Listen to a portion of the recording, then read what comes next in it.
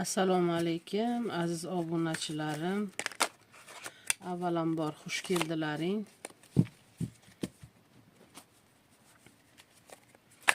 Mani kanalimga yaxshimisizlar? Hozir savol javob 3 ta karta olaman. Savol va javob.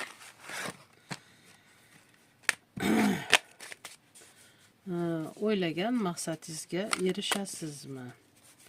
Qachondan beri o'ylab kelgan maqsadingiz, niyatingiz o'sha amalga oshadimi? O'shani ko'ramiz qizlar. Tak.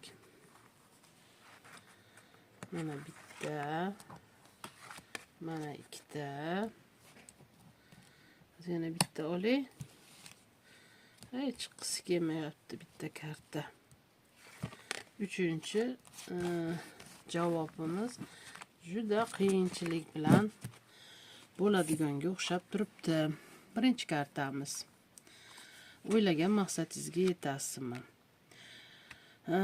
O'ylagan maqsadingizga yetishingiz mumkin. Orada juda ham qiyinchiliklar bor, to'siqlar bor.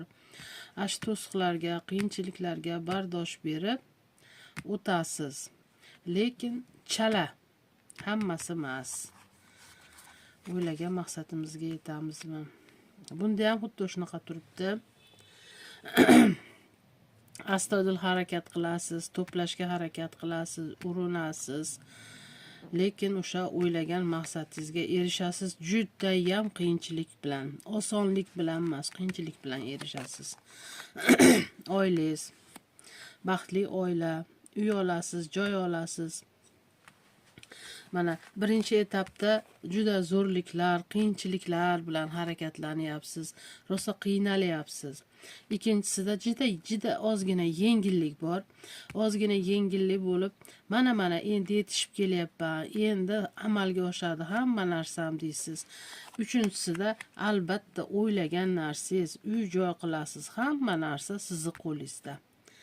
Yaxshi narsani tushunamiz, yaxshi narsalarga erishamiz. Agar bu karta sizga tushgan bo'lsa, imенно bu karta sizniki. Agar kimgadir bu tushmagan bo'lsa, sizniki emas. Aziz takipchilarim, podpiska bosishni unutmanglar. Keyingi ko'radigan kartamiz ham 3 karta bo'ladi, niyat qilinadi. Rahmat, salomat bo'linglar.